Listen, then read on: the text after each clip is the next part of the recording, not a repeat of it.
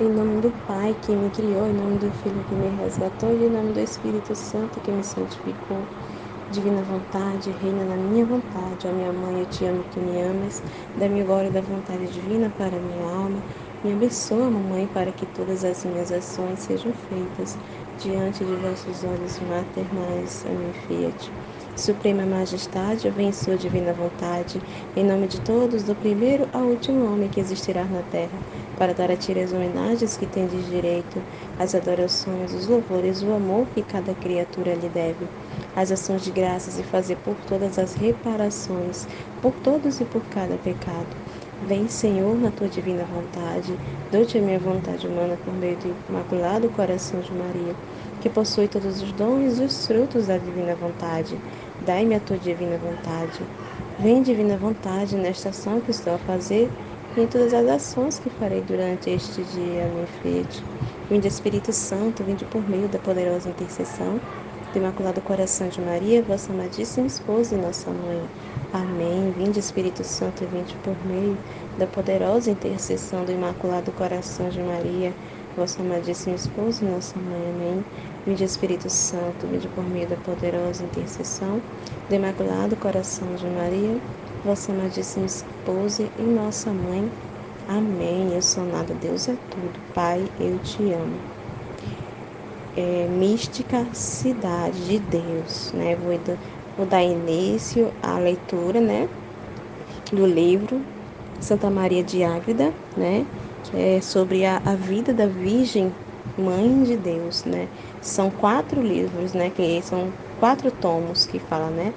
Vou dar início ao primeiro tomo, como esse é o mês de maio, né, mês mariano, e a gente está fazendo, né, os 31 dias com Maria, né, para se consagrar à divina vontade. E o Senhor me inspirou para também, como é o mês de maio, e também este livro fala sobre a vida de Nossa Senhora, me inspirou, né, Jesus me inspirou a ler Mística Cidade de Deus, né, já que estamos no mês mariano, para ajudar a compreender mais, né, como é que é viver na divina vontade, como foi a vida de Nossa Senhora, né, vai ter uma compreensão melhor, né, juntando com os 31 dias com Maria, vai ter uma compreensão, né, da ação da Santíssima Trindade, né, na criação, né, ali na vida de Nossa Senhora, né. Então, eu vou começar a ler o primeiro tomo, né, de Santa Maria de Ágreda.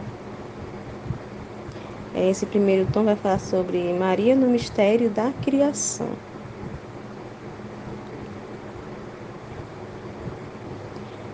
Milagre de sua onipotência e abismo da graça. História divina e vida da Virgem Mãe de Deus, Rainha e Senhora Nossa Maria Santíssima, restauradora da culpa de Eva e medianeira da graça. Ditada e manifestada nestes últimos séculos pela mesma Senhora, a sua escrava Sor Maria de Jesus, humilde abadesa deste convento da Imaculada Conceição da Vila de Ágreda, para a nova luz do mundo, alegria da Igreja Católica e confiança dos mortais. Primeiro tomo, Maria no mistério da criação. Primeira parte. Sobre a vida e mistérios da Rainha do Céu e o que o Altíssimo realizou nesta pura criatura, desde sua Imaculada Concepção até em seu virginal seio, o Verbo assumiu a natureza humana, os favores que lhe fez nestes primeiros 15 anos e muito que pessoalmente ela adquiriu com a divina graça. O primeiro livro contém a predestinação de Maria Santíssima, sua concepção imaculada, nascimento e seus atos e exercícios até ser apresentada no templo. O segundo livro contém a apresentação da princesa do céu no templo, os favores que a destra divina lhe concedeu, a altíssima perfeição com que observou as cerimônias do templo, o grau de suas heróicas virtudes e espécies de visões, seu santo desposório e o mais, até a encarnação do Filho de Deus exclusivo. Então, esse é o primeiro tomo, né, que agora a gente vai ler, tá bom? Ao leitor. A mística Cidade de Deus foi escrita pela venerável Maria de Ágreda em castelhano clássico, de 1655 a 1660. A obra mereceu ser contada entre as de maior celebridade no Dicionário da Academia de Letras Espanhola. Universalmente conhecida, foi traduzida para o latim, francês, português, alemão, flamengo, italiano, inglês, grego e árabe. Através de 3 séculos, tem servido de fonte para estudos e escritos sobre Maria Santíssima. Contudo, é preciso confessá-lo, nem sempre a citaram como seria de obrigação e justiça. Foi muito estudada e discutida por teólogos. Contou com amigos e adversários, mas a última palavra foi dita pela Igreja. Numerosos papas a aprovaram no correr de 3 séculos. Em nossos tempos, Paulo VI, em 1966, enviou ao mosteiro de Ágreda um círio simbólico, como homenagem à escritora, por ocasião do 3º centenário de sua morte. É obra antiquada? Deus e suas manifestações são sempre antigas e sempre novas, no dizer de Santo Agostinho. As relações entre Deus e o homem variam em suas expressões, conforme as épocas e os indivíduos, mas não em sua essência. Deus é sempre o Criador e o homem sua criatura.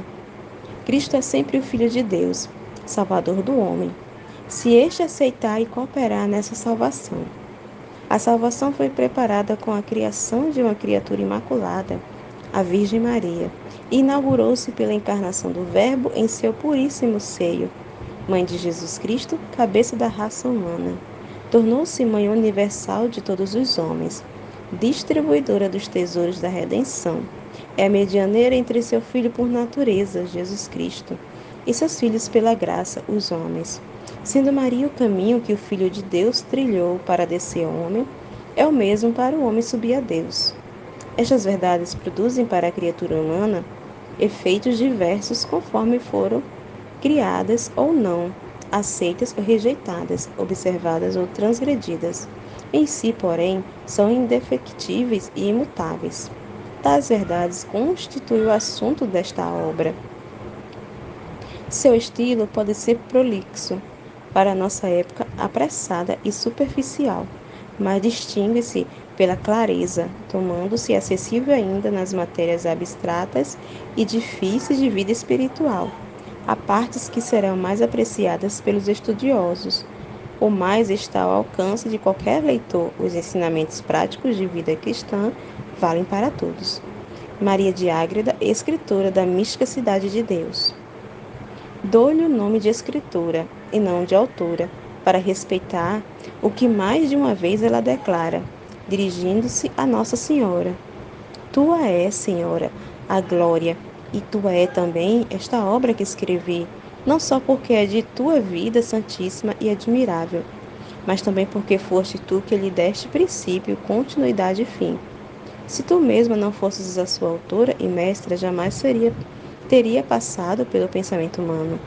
Escrevi só o que me ensinastes e mandaste. Sou apenas um mudo instrumento de tua língua, movido e guiado por tua sabedoria. Maria de Jesus nasceu em 1612 na vila de Ágreda, Espanha, filha de Francisco Coronel e Catarina de Arana. Teve toda esta família o singular privilégio de se consagrar a Deus na vida religiosa. A mãe com 2 filhas, na Ordem da Imaculada Conceição, e o pai com 2 filhos na Ordem de São Francisco. A Ordem das Monjas da Imaculada Conceição, de vida contemplativa, foi fundada em 1489 em Toledo, Espanha, por Santa Beatriz da Silva, dama portuguesa. Foi o primeiro instituto da Igreja criado em honra do privilégio mariano, naquele tempo ainda discutido pelos estudiosos.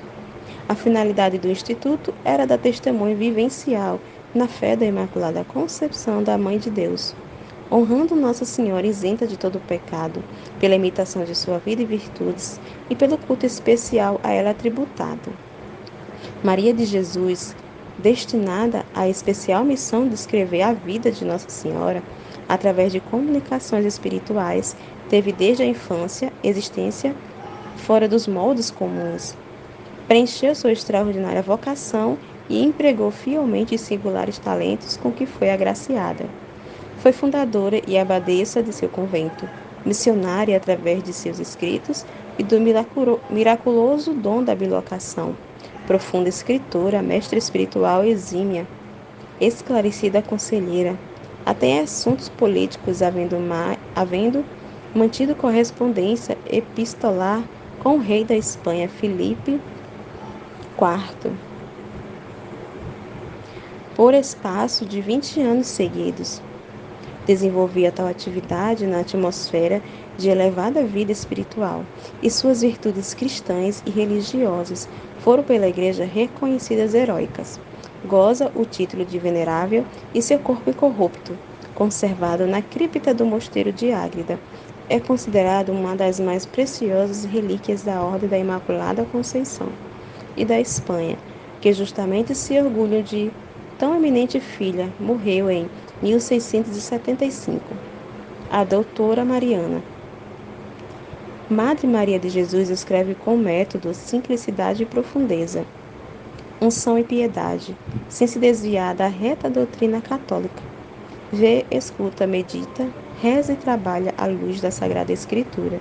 Suas explicações, comentários, descrições, raciocínios e argumentos são extraídos das páginas bíblicas e construídos sobre a base inabalável da palavra divina. Esta extraordinária monja tem o mérito de haver aprofundado com rara clareza e segurança para o seu tempo a doutrina da Imaculada Conceição, tal como a Igreja a definiria 200 anos mais tarde, ao proclamar a dogma em 1854. Igualmente apresentou a Assunção de Maria em corpo e alma ao céu como fato indiscutível, e pode-se dizer em quase todas as páginas de seu livro, refere-se à mediação e maternidade universal da Santíssima Virgem. Espírito avançado, suscitou admiração e polêmicas no meio religioso do seu tempo. Ainda hoje surpreende pela profundeza e segurança com que trata certos temas que poucos especialistas ousariam abordar. Longe de escrever ao modo de piedosa autômata, estava consciente de quanto fazia e das consequências que poderiam advir de seu trabalho. Era a primeira a pedir esclarecimentos para certificar-se de quanto lhe era manifestado.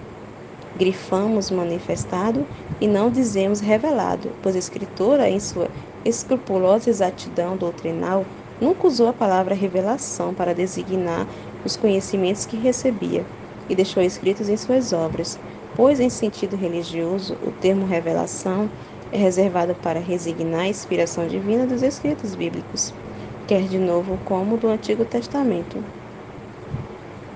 Demos um exemplo, entre muitos outros, de como expunha suas dúvidas e recebia a correspondente solução. Se me derdes licença, minha senhora, para falar em vossa presença, exporei uma dúvida que se me apresentou no mistério de vosso santo nascimento, e do que então o Altíssimo vos concedeu, como se há de admitir que pelos anjos fosse levado em corpo até o céu empíreo e visão da divindade. Segundo a doutrina da Santa Igreja e seus tutores, o céu esteve fechado e interdito aos homens até que vosso Filho Santíssimo o abriu com sua vida e morte redentora, sendo o primeiro a nele entrar após sua ressurreição e admirável ascensão. Resposta da Rainha do Céu. Caríssima filha, é verdade que a justiça divina fechou o céu aos mortais por causa do primeiro pecado, pecado original, até que meu filho o abriu, quando superabundante satisfação pelos homens com sua vida e morte. A mim, porém, elevou-me a todas as virtudes e graça, desde o primeiro instante de minha imaculada concepção.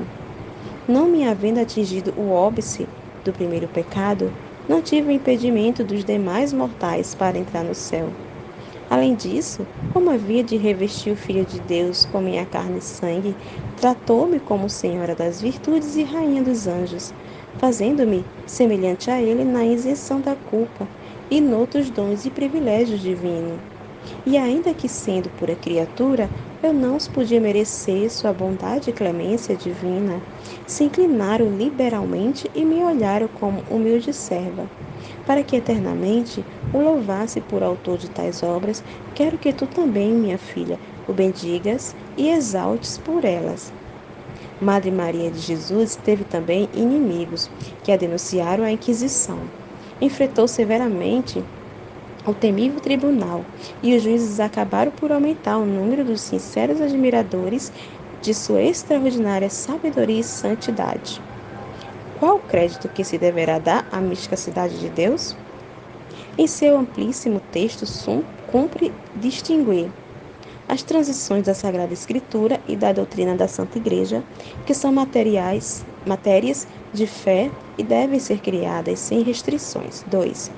As descrições de outros fatos e pormenores não consignados no depósito da fé, Antigo e Novo Testamento, tradição e doutrina da Igreja. Cada leitor preste-lhe o crédito que sua devoção lhe sugerir. Não haverá mal neste concedimento, mas não se arme de um ceticismo hostil e sistemático. Tenha-se o coração aberto e dócil para receber de sua leitura o que a Escritura principalmente teve em vista: a edificação espiritual do leitor, levando-o a se estimular no amor de Deus, de sua Mãe Santíssima e a consciência da própria vocação cristã à santidade. Há erros na mística cidade? Não esqueçamos que a Escritura trabalhou há 300 anos. Certos dados históricos, geográficos ou científicos não concordarão com os atuais. Que admiração pode haver nisso? Não acontece o mesmo com a Bíblia e o sempre discutido problema para os sábios medíocres e pouco devotos, de que a ciência contradiz o livro revelado? Em cada nova geração, a igreja tem que repisar a mesma tecla. A Bíblia jamais quis ensinar ciências humanas e terrenas, mas sim a ciência da salvação e dos eternos destinos do homem. Aplique-se o mesmo princípio à mística cidade. Madre Maria de Jesus não se arroga infalibilidade.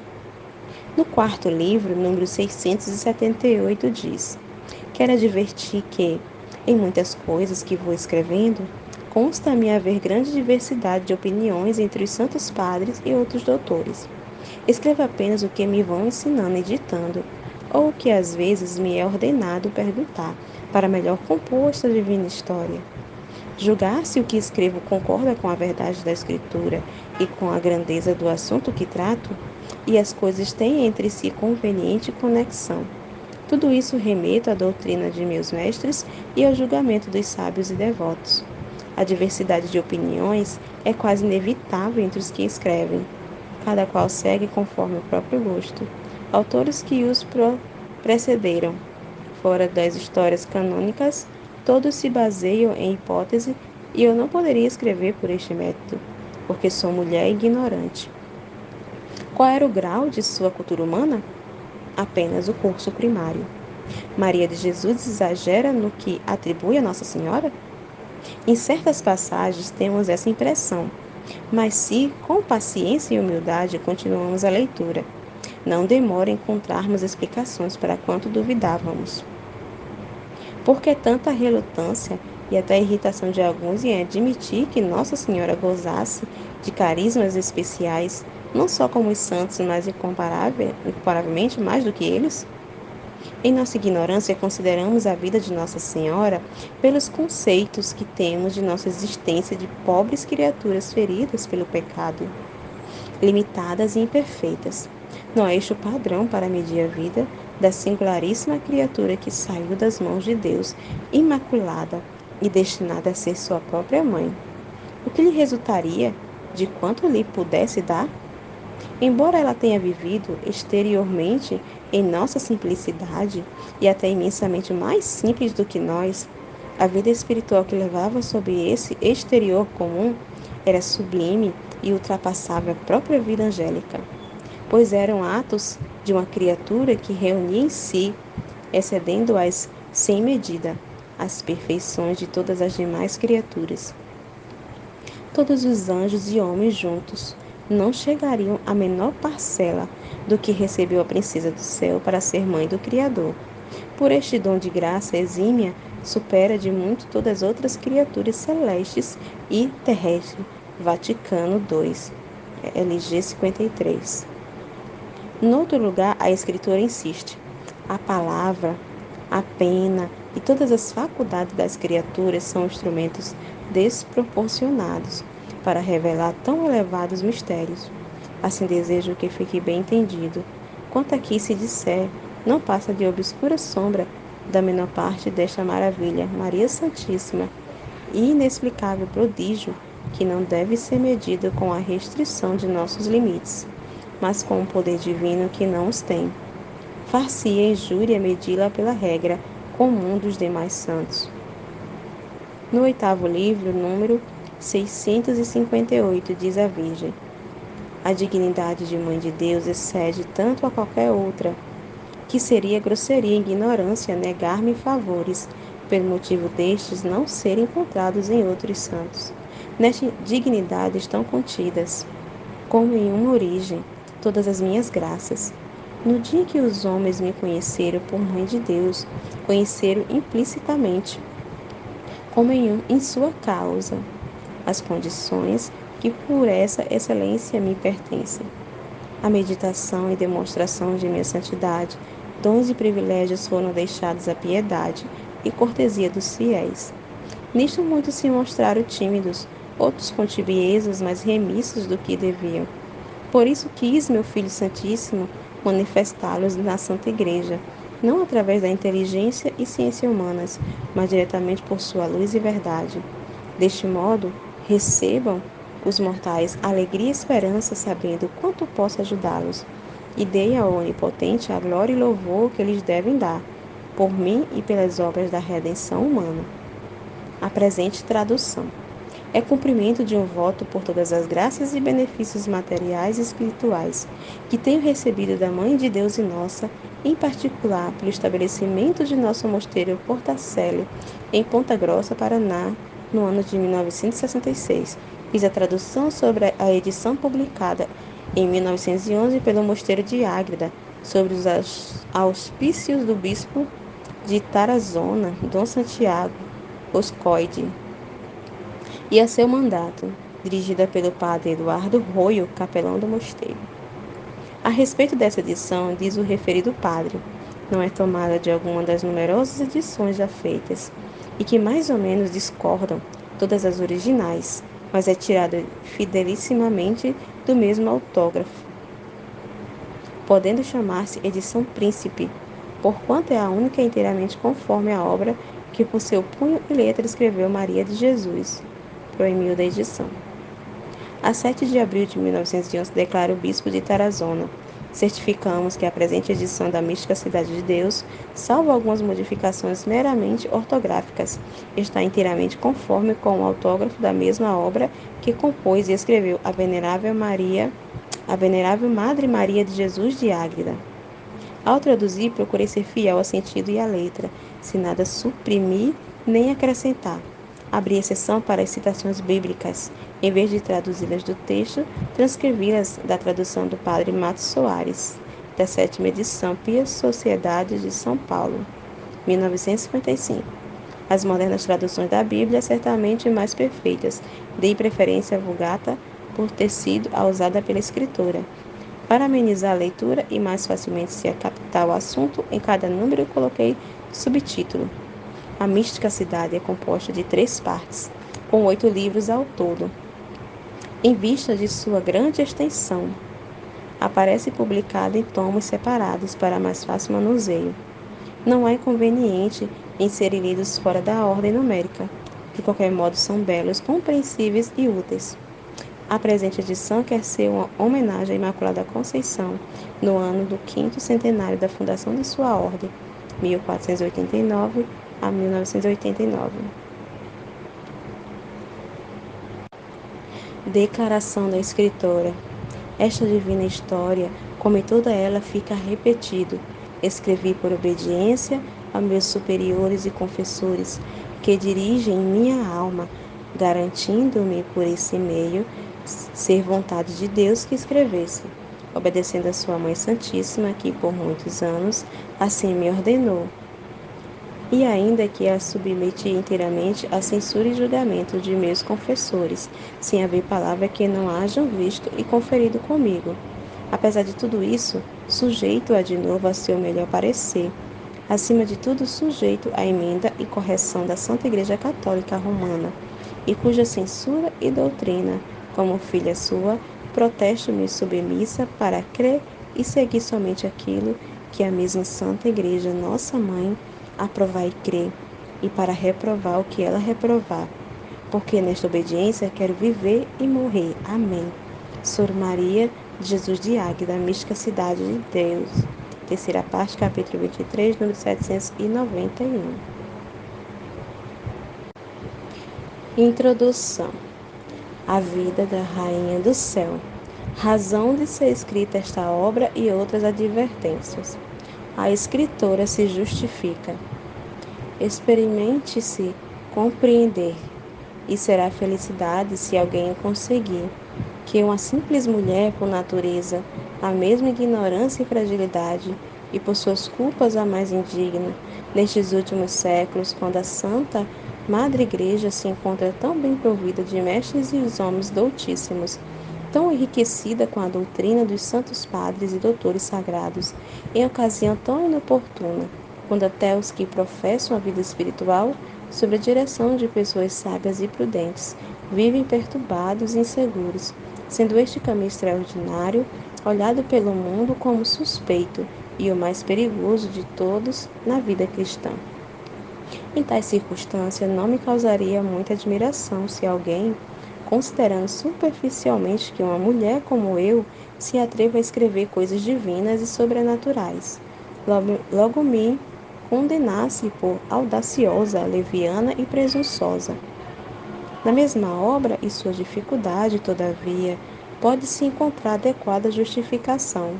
Existem coisas tão elevadas e superiores a nossos pensamentos e tão desproporcionadas às forças humanas, que o empreendê-las ou nasce de pouco juízo ou procede de força de outra fonte superior e de maior poder. A Mãe de Deus ultrapassa os anjos e os homens. Filhos fiéis da Santa Igreja, devemos confessar que todos os mortais, não somente com suas forças naturais, mas ainda ajuntando-lhes os da graça comum e ordinária, são incapazes, ignorantes e mudos para empresa tão difícil como esta. Explicar ou escrever os ocultos mistérios e excelsos sacramentos que o poderoso braço do Altíssimo operou na criatura que destinara para sua mãe. Formou-a a qual impenetrável mar de sua graça e dons, e nela depositou os maiores tesouros da divindade. Não é muito, portanto, que a ignorância de nossa fraqueza se reconheça incapaz, quando os mesmos espíritos angélicos fazem outro tanto e se declaram balbuciantes para falar sobre assunto que ultrapassa seus pensamentos e capacidade. Por tudo isto, a vida desta fênix das obras de Deus é livro tão fechado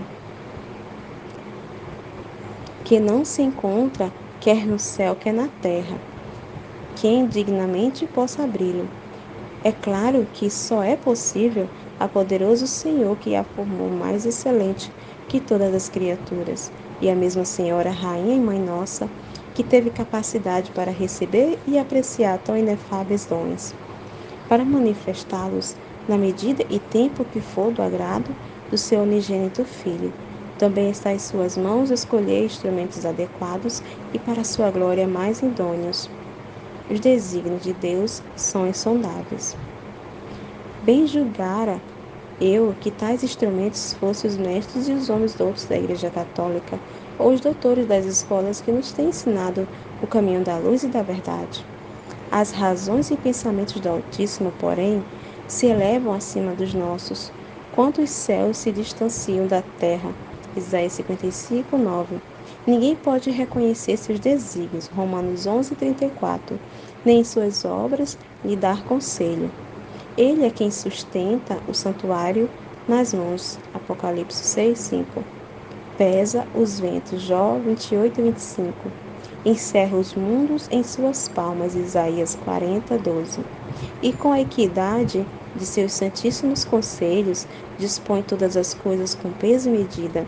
Sabedoria 11:21, dando a cada um lugar e tempo oportuno. Ele derrama a luz da sabedoria.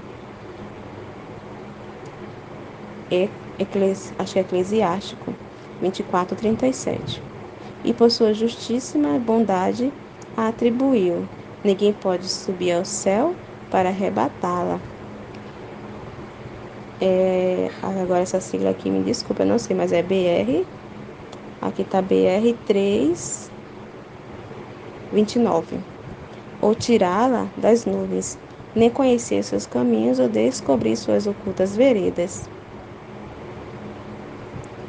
Somente ele aguarda em si mesmo e como vapor e emanação de sua imensa caridade. Sabedoria 7:25.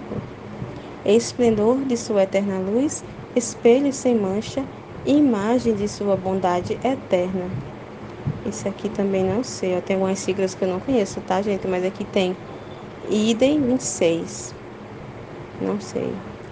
Transfunde-a por meio das almas santas das nações, para com ela fazer amigos do Altíssimo e constituir profetas. IB 27. Os que eu não conhecer, gente, eu vou falar só a letra, tá bom?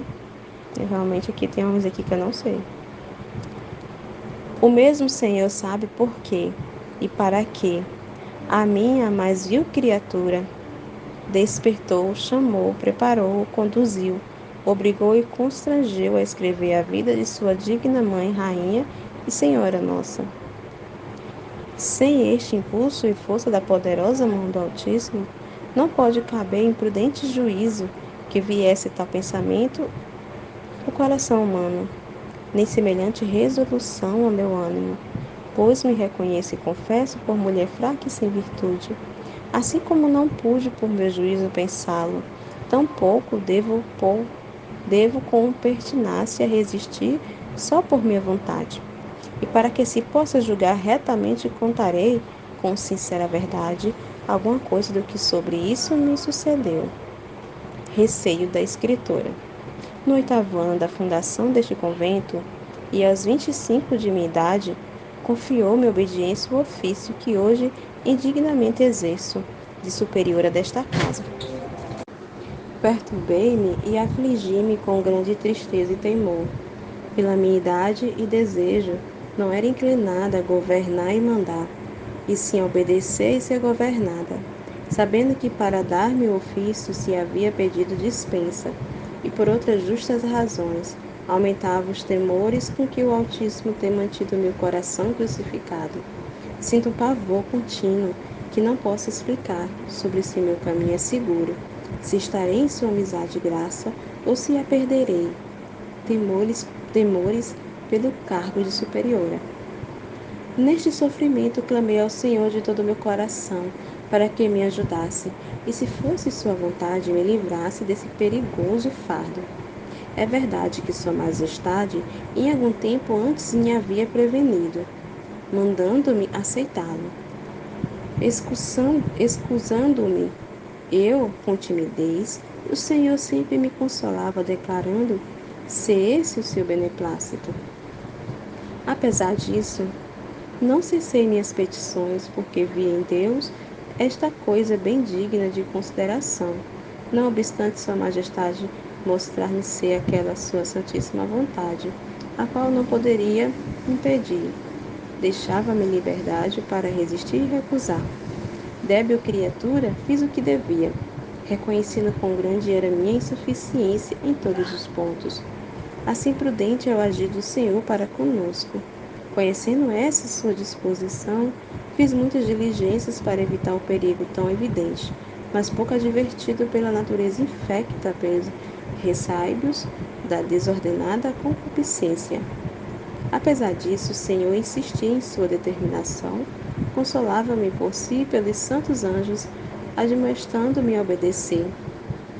Recorre a Maria Santíssima.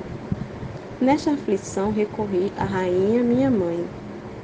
Senhora, singular refúgio de todas as minhas preocupações, E havendo-lhe exposto meus caminhos e desejos, dignou-se responder-me com estas suavíssimas razões: Minha filha, consola-te, e não se perturbe teu coração com o trabalho. Prepara-te para ele, que eu serei tua mãe superiora, a quem obedecerás. Sê-lo-ei também de tuas súditas. Suprirei tuas faltas e tu serás minha representante, por meio de quem realizarei a vontade de meu Filho e meu Deus. Em todas as tuas tentações e trabalhos, recorrerás a mim, para te esclareceres e em tudo receberes meu conselho. Obedece-me, que eu te ajudarei e estarei atento às tuas necessidades. Estas são as palavras que me disse a rainha, tão consoladoras quanto proveitosas para minha alma, que se animou e confortou em sua tristeza. Desde esse dia, a mãe de misericórdia aumentou a que usava com sua escrava, porque daí em diante foi mais íntima e contínua a sua comunicação com minha alma, recebendo-me, ouvindo-me e instruindo-me com inefável benevolência, dando-me consolo e conselho em minhas aflições. Encheu minha alma de luz e doutrina de vida eterna, e mandou-me renovar os votos de minha profissão em suas mãos. Finalmente, desde aquela ocorrência, dedicou-se mais à sua escrava, essa amabilíssima senhora e mãe nossa. Afastou o véu dos ocultos e altíssimos sacramentos e magníficos mistérios, em sua vida encerrados e escondidos aos mortais. Esse benefício e luz sobrenatural têm sido contínuos, especialmente nos dias de suas festividades. Em outras ocasiões, nas quais conheci muitos mistérios, não foi, porém, com a plenitude, frequência e clareza com que depois nos ensinou. A isto acrescentou muitas vezes a ordem de escrevê-los, conforme os compreendia, enquanto ela os ditava e ensinava. Numa dessas festividades de Maria Santíssima, particularmente disse-me o Altíssimo que conservava desconhecidos muitos sacramentos e benefícios que realizara com essa Divina Senhora, mãe sua, enquanto vivera entre os mortais. Desejava agora manifestá-los e que eu os escrevesse conforme ela mesma me iria ensinando. De modo contínuo durante 10 anos que resisti, conheci se essa a vontade de Sua Majestade Altíssima, até que comecei pela primeira vez a escrever esta divina história. Os anjos instruem a escritora. Confiei essa preocupação aos santos anjos que o Todo-Poderoso escolhera para me guiar nesse trabalho de escrever a história de nossa rainha. Manifestei-lhes minha perturbação e quão balbuciante e muda senti a língua para tão árdua empresa. Responderam-me muitas vezes que era vontade do Altíssimo que eu escrevesse a vida de sua Mãe Puríssima, Senhora Nossa. Um certo dia, principalmente, em que argumentei muito com eles, representando minha dificuldade, incapacidade e grandes temores, disseram-me essas palavras: É com razão, alma, que sentes medo, perturbações e dúvidas. Em tal matéria, nós mesmos, os anjos, nos consideramos insuficientes para descrever coisas tão elevadas e magníficas, quais o poder divino operou com a Mãe de Piedade, nossa Rainha. Lembra-te, porém, que faltará o céu e a terra, e tudo o que é se deixará de existir, antes que falte a palavra do Altíssimo.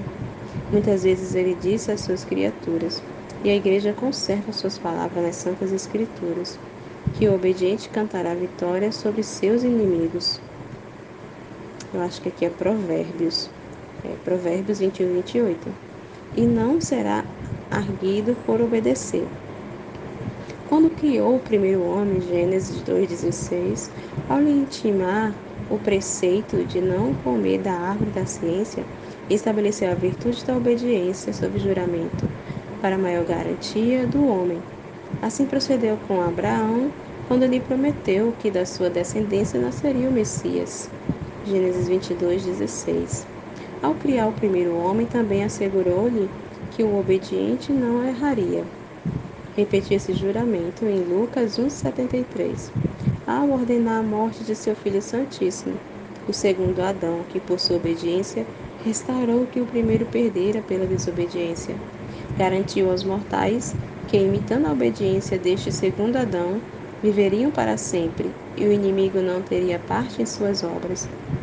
Adverte Maria que toda obediência se origina em Deus, como de sua primeira fonte. Nós, os anjos, obedecemos ao seu poder e retíssima vontade, porque nos é impossível desconhecê-la e nos opor a ela. Vemos o ser imutável do Altíssimo face a face e conhecemos como é santa, pura, verdadeira, retíssima e justa. Esta certeza que nós, os anjos, temos na visão beatífica, vós, os mortais, também a tendes, de acordo com vosso estado de viadores. Naquelas palavras que disse o Senhor a respeito dos superiores: quem vos ouve, a mim ouve. Lucas 20:16. E quem vos obedece, a mim obedece. Em virtude de se obedecer por Deus, o Supremo Superior e principal razão da obediência, compete à sua poderosa providência o acerto dos obedientes, quando o que lhes foi ordenado não é matéria pecaminosa. Isso ele promete com juramento, e antes deixará de existir o que é impossível para Deus do que faltar a sua palavra. Mateus 24:35. Assim como os filhos procedem dos pais, e todos os viventes descendem de Adão, multiplicados na posteridade de sua natureza, assim de Deus, suprema autoridade, procedem todos os superiores. Obedecendo aos superiores por ele, nas suas pessoas, a ele obedecemos. Vós aos chefes humanos e nós aos anjos, a hierarquia superior, conforme nossa natureza angélica. Lembra-te, pois, alma, que todos te mandaram fazer o que duvidas. Se querendo tu obedecer, tal não fosse conveniente, o Altíssimo faria com tua pena o mesmo que fez com o obediente Abraão. Gênesis 22:11. Ao sacrificar seu filho Isaque, mandaria um dos seus espíritos angélicos suspendê-la, como fez com o braço e o cutelo de Abraão. No entanto, não manda que imobilizemos tua pena, mas sim que com rápido voo a conduzamos e, regendo-te, esclareçamos teu entendimento e te ajudemos. São Miguel Arcanjo. Estas razões de doutrina me foram dadas, naquela ocasião, pelos meus santos anjos e senhores, e noutras muitas o príncipe São Miguel me declarou a mesma vontade e ordem do Altíssimo. Por contínuas iluminações, favores e ensinamentos deste grande arcanjo e príncipe celestial, compreendi os magníficos mistérios e sacramentos do Senhor e da Rainha do Céu. Este santo arcanjo foi um dos que guardavam e serviam com os demais, que para sua custódia foram escolhidos de todas as ordens e hierarquias angélicas, como em seu lugar direi. Por ser também patrono e protetor universal da Santa Igreja, foi especial testemunha e ministro fidelíssimo dos mistérios da encarnação e redenção. Assim, muitas vezes tenho entendido a respeito deste santo arcanjo, de cuja proteção tenho recebido singulares benefícios em meus trabalhos e combates, havendo-me ele prometido assistir e guiar nesta hora. Nova ordem divina para monge escrever. Além de todos estes mandatos e de outros que não é necessário referir, e de quanto adiante direi, o mesmo Senhor diretamente muitas vezes me declarou seu beneplácito com as palavras que somente agora passo a referir. No dia da apresentação de Maria Santíssima no templo, disse-me Sua Majestade, esposa minha, embora sejam conhecidos na igreja militante muitos mistérios de minha mãe e dos santos, outros estão ocultos, principalmente os íntimos e secretos. Estes, e em particular os de Maria Puríssima, quero que escrevas conforme fores instruída. Eu vos declarei e mostrarei, porque pelos ocultos juízos de minha sabedoria os mantive reservados enquanto não era tempo conveniente e oportuno à minha providência. Agora o é, sendo minha vontade que os escreva. Obedece, alma. A prova da obediência. Todas essas coisas que tenho dito e outras que poderia declarar não teriam sido capazes de resolver minha vontade, a determinação tão árdua e estranha, as minhas condições, se não lhe fosse acrescentada a obediência superiores que governam minha alma e me ensinam o caminho da verdade. Meus receios e temores não seriam de molde a me assegurar em matéria tão difícil. quando em outras mais fáceis, sendo sobrenaturais. Mesmo a obediência custa a me sossegar. Mulher ignorante, procurei sempre este norte. É mister conferir todas as coisas com os guias espirituais, ainda as que parecem muito elevadas e suspeitas. Não as tendo por certas e seguras, enquanto não receberam a aprovação dos mestres e ministros da Santa Igreja. Tudo isto procurei fazer na direção de minha alma, e ainda mais neste propósito de escrever a vida da Rainha do Céu, para que meus prelados não fossem influenciados por meus relatórios. Muito me esforcei dissimulando algumas coisas, pedindo com lágrimas ao Senhor que lhes desse luz e acerto, e muitas vezes desejando que lhes tirasse do pensamento esta empresa, e não me deixasse errar nem ser enganada. Vacilação por muitos anos. Confesso também que o demônio, aproveitando-se de minha natural timidez, tem se esforçado muito para impedir esta obra, procurando modos para me aterrar e afligir. Teria sem dúvida me obrigado a deixá-la, se a indústria e perseverança invencível de meus prelados não houvessem encorajado minha covardia, dando também ocasião para que o Senhor, a Virgem Puríssima e os santos anjos renovassem sua iluminação, sinais e prodígios. Apesar de tudo isso, protelei, ou para melhor dizer, resisti por muitos anos aos mandatos de todos, como adiante direi, sem me atrever a participar de trabalho tão superior às minhas forças. Creio haver sido especial providência de Sua Majestade, porque no decurso deste tempo aconteceram-me tantos sucessos, e posso dizer mistérios e provações tão diversas e extraordinárias, que não poderia gozar da quietude e serenidade espirituais necessárias para receber esta luz e ensinamento. Não há em qualquer estado ainda que seja muito elevado e perfeito, que o ápice da alma pode estar idôneo para receber tão alto e delicado influxo. Fora dessa razão, encontro outra. Nesta longa dilação, pude melhor me informar e assegurar, mediante a nova luz que se vai alcançando com o tempo, com a prudência que se vai adquirindo por várias experiências, e ainda com a persistência do Senhor, dos santos e de meus prelados em suas instâncias.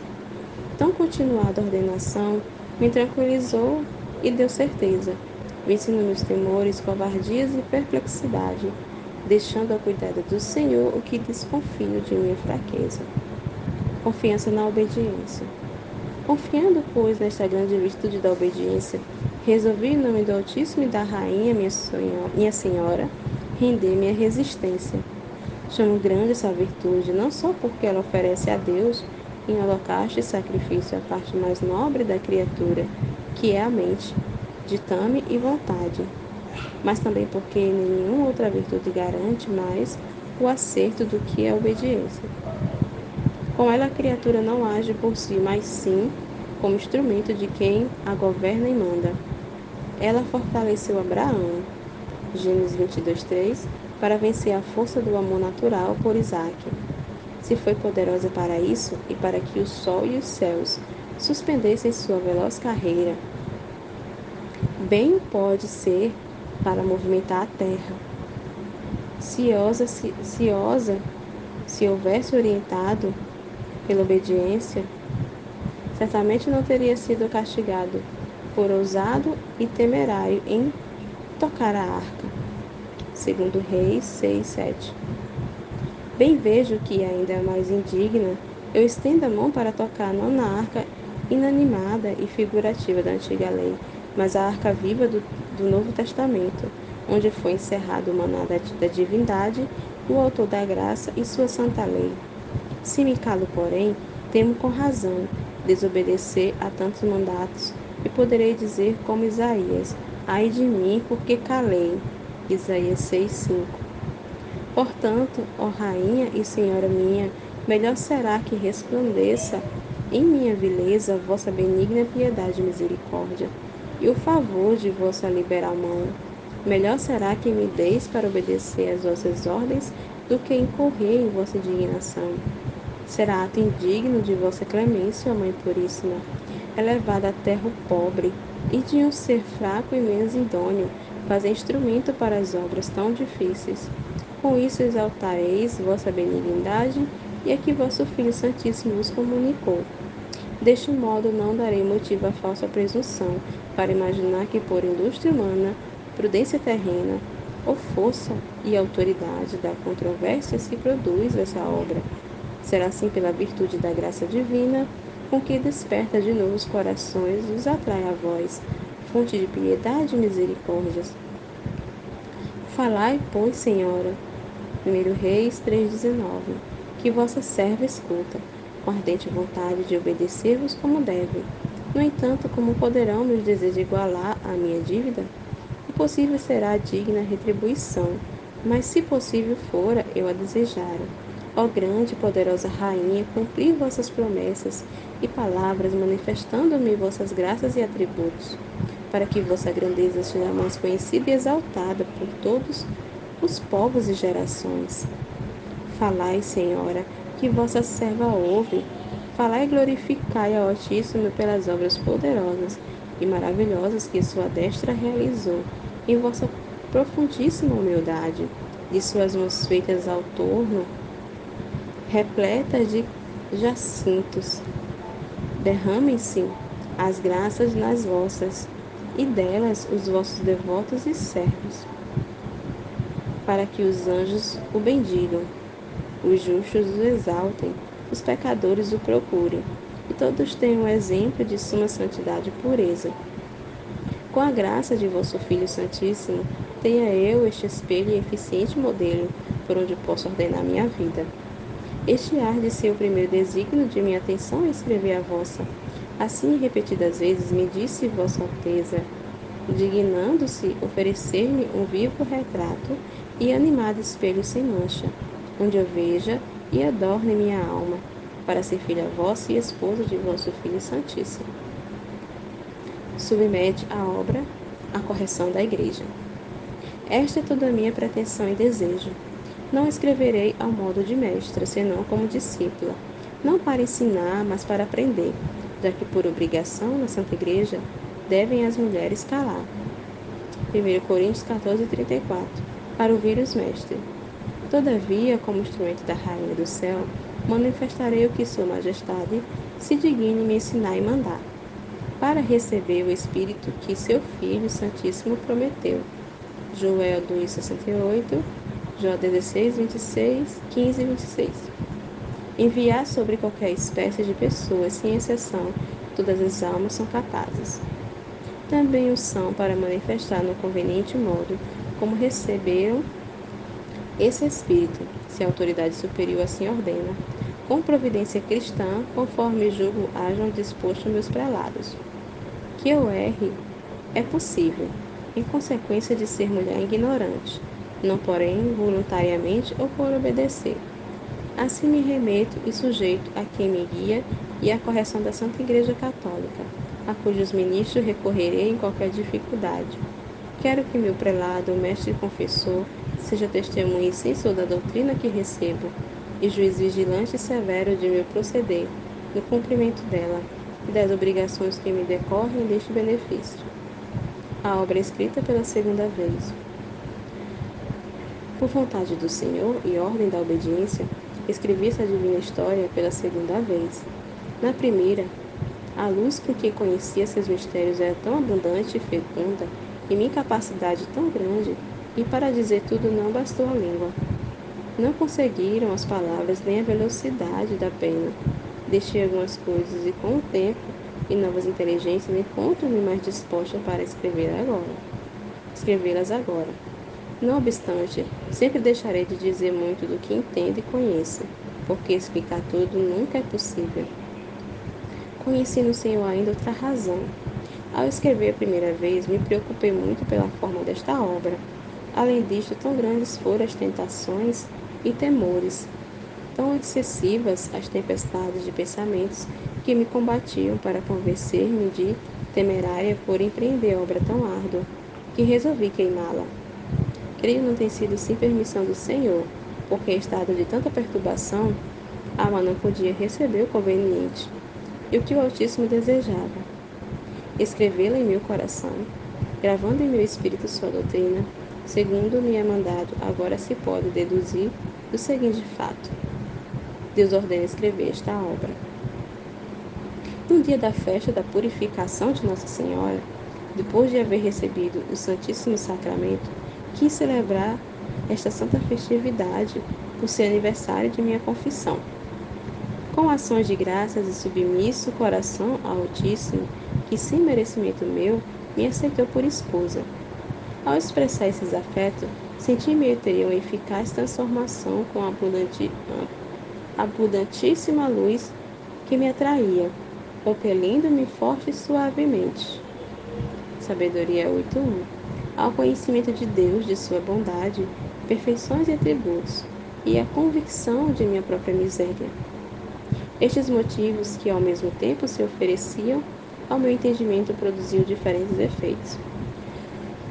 O primeiro absorvia toda a minha atenção e vontade, enquanto o segundo aniquilava-me, apegando-me ao pó. Meu ser se desfazia, sentindo veementíssima dor e contrição de meus graves pecados. Tomava firme propósito de emenda e de renunciar a tudo quanto o mundo tem, para elevar-me da terra ao amor de Deus. Nestes afetos desfalecia, e a maior dor vinha a ser consolo, e o morrer era viver. Apiedando-se de meu delírio, unicamente por sua misericórdia, disse-me o Senhor: não desanimes, minha filha e esposa, que para te perdoar, lavar e purificar das culpas, aplicar-te-ei meus infinitos merecimentos e o sangue que por ti derramei. Anima-te a adquirir a perfeição que desejas, imitando a vida de minha Mãe Santíssima. Escreve-a segunda vez para acrescentar o que faltou na primeira e para imprimir em teu coração sua doutrina.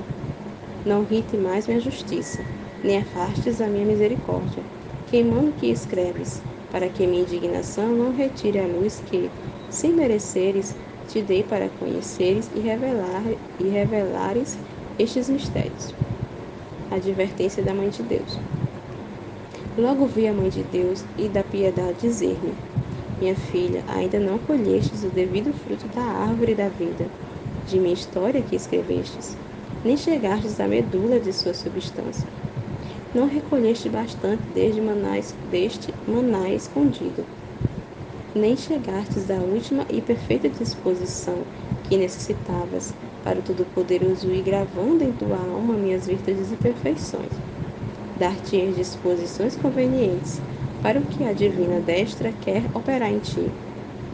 Da abundantíssima graça que me comunicou, pedi-lhe licença para adornar e preparar tua alma, por minha mão intercessão, a fim de tornares a escrever minha vida sem te preocupares com sua forma exterior, mas antes com seu fundo e substância. Conserva-te passiva, sem criar obstáculos, para receber o caudal da divina graça que o Todo-Poderoso derramou em mim. Sobre ti transbordará a parte que sua divina vontade dispuser. Não a impeças nem a reduzas por tua mesquinhez e imperfeito procedimento. Logo compreendi que a Mãe de Piedade me vestiu um traje mais branco do que a neve e mais resplandecente que o sol. Em seguida, cingiu-me com um cinto riquíssimo e disse: com isto participarás de minha pureza. Pedi ao Senhor ciência infusa para adornar-me com ela, ao modo de formosíssimos cabelos e outras joias preciosas que eu compreendia serem grandes, embora fosse incapaz de avaliar seu preço. Depois deste adorno, disse-me a Divina Senhora: trabalha fiel e diligentemente por me imitar e ser perfeitíssima filha minha, gerada pelo meu espírito e alimentada a meu seio. Dou-te minha bênção para que em meu nome e sob minha direção e assistência escrevas pela segunda vez. Descrição da obra. Esta santa biografia, para maior clareza, divide-se em 3 partes. A primeira trata dos primeiros 15 anos da Rainha do Céu, desde a sua conceição puríssima até em seu virginal seio, tomou carne o Verbo eterno, e o que nestes anos operou o Altíssimo em Maria Santíssima. A segunda parte compreende o mistério da encarnação, toda a vida de Cristo nosso Senhor, sua paixão, morte e ascensão ao céu, tempo em que viveu a Divina Rainha com seu Filho Santíssimo e o que fez durante essa época. A terceira parte será o restante da vida da Mãe da Graça, depois que ficou só no mundo, sem Cristo nosso Redentor, até chegar a hora de seu feliz trânsito e coroação no céu com sua imperatriz, para viver eternamente como filha do Pai, mãe do Filho e esposa do Espírito Santo. Estas três partes são divididas em 8 livros para mais fácil manuseio e para constituir permanentemente objeto de meu entendimento, estímulo e de minha vontade, e minha meditação dia e noite. Época e circunstância da composição da obra. Para refletir em que tempo escrevi esta divina história, é preciso saber que este convento de religiosos descalços da Puríssima Conceição foi fundado por meus pais Frei Francisco Coronel e Madre Soro Catarina de Arana, em sua mesma residência, por disposição e vontade divina, manifestada em particular revelação à minha mãe Soro Catarina. A fundação realizou-se na 8ª da Epifania, a 13 de janeiro do ano de 1619. No mesmo dia, minha mãe e 2 filhas tomamos o hábito, e meu pai entrou na ordem de nosso cefárico pai São Francisco, onde 2 filhos já eram religiosos. Vestiu o hábito, professou, viveu edificando a todos e morreu santamente. Minha mãe e eu recebemos o véu no dia da purificação da grande Rainha do Céu, e a 2 de fevereiro do ano de 1620, por não ter idade suficiente, adiou-se a profissão da segunda filha. Unicamente da bondade do Todo-Poderoso, recebeu nossa inteira família a graça de consagrar-se a Ele no estado religioso. No 8º ano da fundação, aos 25 anos de minha idade, em 1627 do Senhor, confiou-me obediência o ofício de prelada, que hoje indignamente exerço. Durante 10 anos de prelásia, recebi muitos mandatos do Altíssimo e da grande Rainha do Céu para escrever sua vida santíssima. Com temor e timidez, resisti todo esse tempo a estas ordens divinas, até o ano de 1637, em que comecei a escrevê-la a primeira vez. Ao terminá-la, pelos temores e tribulações já ditos, e por conselho de um confessor que me assistia na ausência do principal que me dirigia, queimei todos os papéis e outros muitos, assim desta sagrada história, como de outras matérias importantes e misteriosas. Disse-me ele que na Santa Igreja as mulheres não deveriam escrever. Obedeci-lhe prontamente, para depois receber ásperas repreensões dos superiores e do confessor que estava a par de toda a minha vida. Intimaram-me novamente a escrevê-la outra vez, e o Altíssimo e a Rainha do Céu renovaram seus mandatos para que obedecesse. Nesta segunda vez, foi tão copiosa a luz que recebi sobre o ser divino, tão abundantes os benefícios que a destra do Altíssimo me comunicou, para que minha pobre alma se renovasse e vivificasse nos ensinamentos de sua divina mestra. Tão perfeitas as doutrinas e tão elevados os mistérios, que me vi obrigada a compor outro livro à parte, embora pertença à mesma biografia. Este livro tem por título Leis da Esposa, ápice de seu casto amor e fruto colhido da árvore da vida de Maria Santíssima, Senhora Nossa. Com o favor divino, começo a escrevê-la em 8 de dezembro de 1655, dia da Puríssima Imaculada Conceição, fim da introdução da primeira parte. Que eu vos louve, ó Virgem Mãe de Deus, dai-me força contra os vossos inimigos.